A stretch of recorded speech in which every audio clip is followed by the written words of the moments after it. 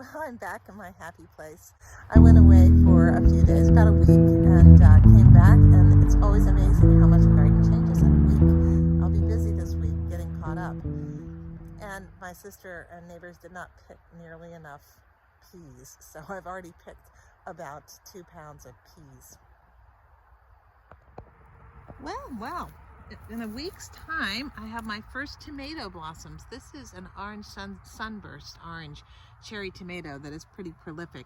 I came in a little bit earlier, a little while ago, and I pulled off the suckers. These were the tomatoes that were pretty stunted, and I had to do rescue on them. They were planted in the ground as normal in mid-May, and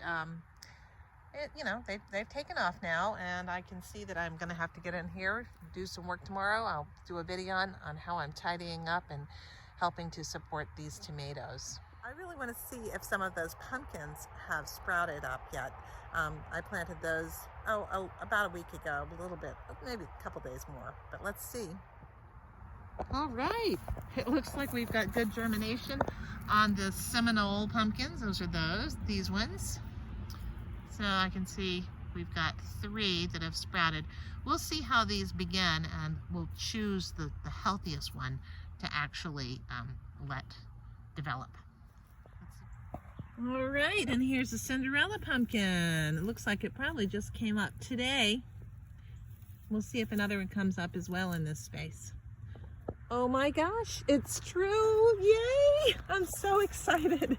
I know, I've been talking about those snake beans for the longest time, but here's finally one has sprouted. Oh, do grow, because I'm so curious about you.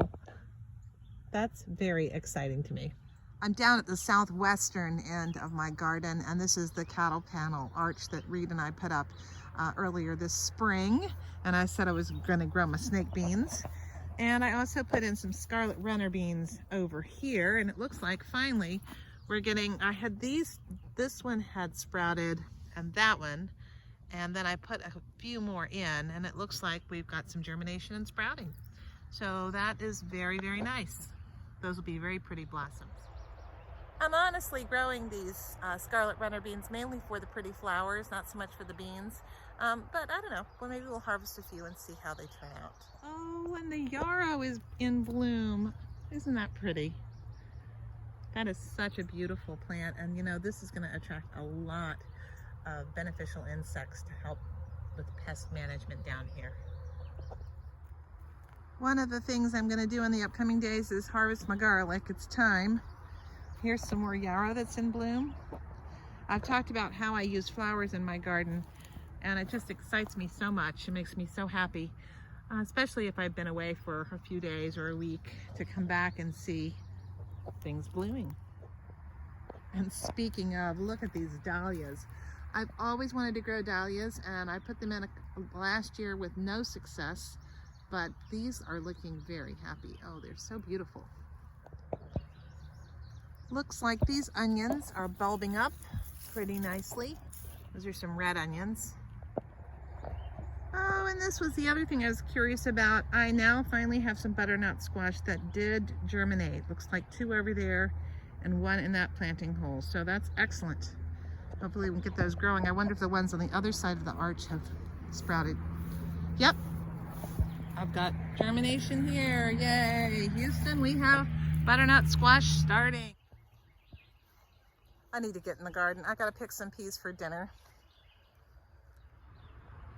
All right, so here's the object of what I really came for here. These peas are ready to go.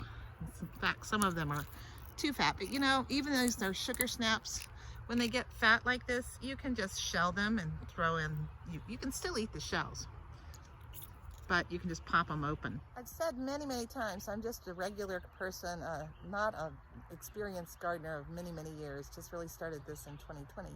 And I have an issue going on here with my peas. It's not all my peas, it's some of the snow peas in the lower garden, which are looking kind of funny. Some of the vines are yellowing. The peas are undersized, some of them, and those that are growing to size are looking kind of strange. They're kind of shriveling up a little bit, or So I don't know anything about pea diseases, and maybe some of you would recognize what's going on with these peas. Right next door, literally, those are snow peas. These are sugar snaps, and the vines are vigorous. We don't have any of that kind of thing going on. Same trellis, different kind of pea. I think it's pretty important to be honest in what you put out on YouTube and to say you don't know when you don't know, because I surely don't know. I'm just sharing what's happening. Not so happy about what's going on with these peas, but I've actually picked a whole lot of peas, so I'm not really that upset. Well, looks like I've got a little broccoli. It was going to flower, but you know what? You can still eat it. I'm going to make a wonderful stir fry tonight, and that is going to be delicious. These collards are officially out of control. Here's some cilantro. These are just bringing in all sorts of beautiful beneficial insects. They love these and tiny little wasps. These are things that will go after the bad boys. It's a really good thing my family likes peas, because this is just adding to the prodigious amount of peas I got up in the other garden. The other big task I need to do this evening is to look for squash bugs. So I'm going to put this camera down and I'm going to check all these plants for squash bugs, and hopefully I won't find any. Bees just love this hyssop plant, and it blooms really all season. It just keeps going. It smells delicious. You've probably watched my videos before, and you know how much I love coming to the garden and getting something for dinner. And we have a very nice dinner on tap for tonight. There is nothing like eating fresh vegetables straight from the garden. Hey, thanks for watching. Happy gardening. Don't forget to like and subscribe. Check back soon. Bye.